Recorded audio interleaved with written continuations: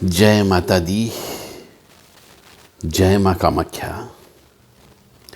कामाख्ये वरदे देवी नीलपर्वतवासिनी त्वं देवी जगतमाता योनि मुद्रे नमस्तुते। कामाख्ये काम संपन्ने कामेश्वरी हर प्रिये काम नाम देहि में नित्यम कामेश्वरी नमस्तुते। काम दे काम रूपस्ते सुभगे सुर सेविते करोमि दर्शन देव्यम सर कामार सिद्धयेत।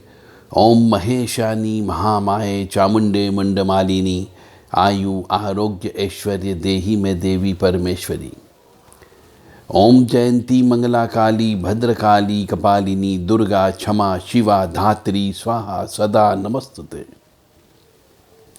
योनि मात्र शरीराय कुंजवासिनी कामदा रजस्वला महातेजा कामाक्षी ध्यायताम सदा। काम प्रिया कामरता कामा काम स्वरूपिणी कामिनी कामिनी काम्या कामुका कामचारिणी काम बीज स्थिता काम पीठ निवासिनी कामदा कामहा काली कपाली करालिका। या देवी सर्वभूतेषु शक्ति रूपेण संस्थिता नमस्तस्यै नमस्तस्यै नमस्तस्यै नमो नमः। आज की सत्य की खोज ये है कि जो मनुष्य स्त्री पर हाथ उठाता हो, जो मनुष्य कोई भी स्त्री हो, चाहे वो माँ हो, बहन हो, बेटी हो, पत्नी हो, घर वाली स्त्री हो या घर के बाहर की स्त्री हो, किसी भी उम्र की स्त्री हो, वह मनुष्य जिंदगी में कभी सुखी नहीं रह सकता। जो मनुष्य अपने जिह्वा से स्त्री को गाली देता हो, बदतमीजी से बात करता हो, स्त्री के ऊपर क्रोध करता हो, स्त्री का अपमान करता हो, ऐसे मनुष्य और स्त्री के साथ धोखा करता हो, ऐसे मनुष्य कभी भी जिंदगी में सुखी नहीं रह सकते। वो चाहे कितने ही पूजा पाठ कर ले, उसको कुल देवी, इष्ट देवी और घर में बैठी हुई कोई भी देवी हो, उसकी कृपा प्राप्त नहीं होगी।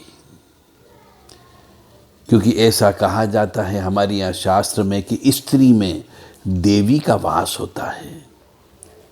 तो जो मनुष्य स्त्री के ऊपर हाथ उठाता हो, गाली से बात करता हो, क्रोध करता हो, नफरत करता हो, धोखा देता हो स्त्री को, वह हमेशा दरिद्री रहेगा ही रहेगा और विकलांग भी हो सकता है, बीमारी से ग्रस्त भी हो सकता है। इसीलिए हमारे यहाँ नारी की पूजा की जाती है। भाभी है तो उसे भाभी माँ बोला जाता है और कन्याओं का पूजन होता है। तो हमारे यहाँ ऋषि मुनियों ने बड़े वैज्ञानिक तरीके से ये परंपरा बनाई है, परिपाटी बनाई है, प्रथा बनाई है कि स्त्री की पूजा की जाए, कन्या पूजन की जाए, सुहागनों का पूजन किया जाए। और जिस मनुष्य ने ऐसा कर्म कई बार कर लिया, तो ऐसे मनुष्य को जीवन में सुख नहीं मिल सकता, धन की कृपा भी नहीं मिल सकती, लक्ष्मी की कृपा नहीं मिल सकती, अन्नपूर्णा माँ की कृपा नहीं मिल सकती।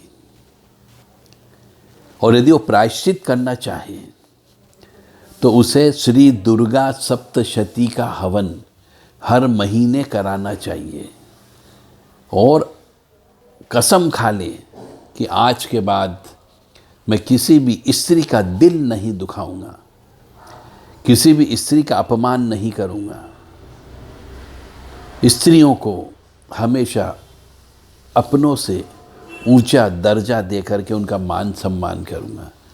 ये ऐसी प्रार्थना माँ भगवती जगत जननी के सामने बारंबार करता हो हो सकता है माँ है वो माफ़ी दे सकती है, परंतु कोई जरूरी नहीं कि माफ़ी मिल ही जाएगी।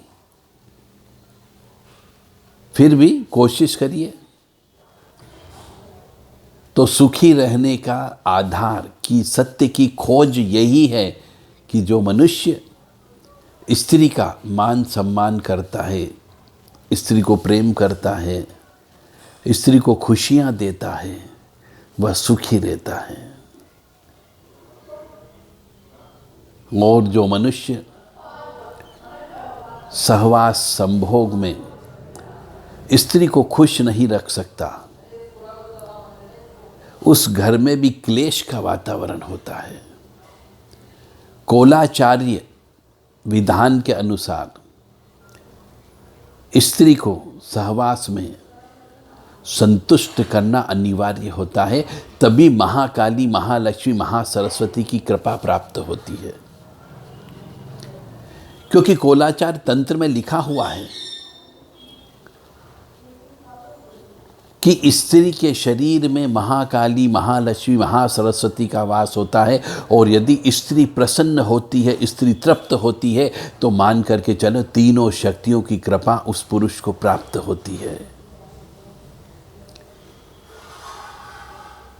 यदि कोई पुरुष स्त्री को संतुष्ट नहीं कर सकता तो उसे अपना इलाज जितनी जल्दी हो सके करा लेना चाहिए, अन्यथा वह भी पाप कर्मों की श्रेणी में आता है। जय माता दी, जय मां कामाख्या। देव राधा ट्रस्ट सत्यवाणी चैनल से आप जीवन की यथार्थ सच्चाई के बारे में ज्ञान प्राप्त कर रहे हैं। माँ भगवती जगत जननी आप सबको सुखी रखे, स्वस्थ रखे, प्रसन्न रखे, यश दे, कीर्ति दे और मान सम्मान दे।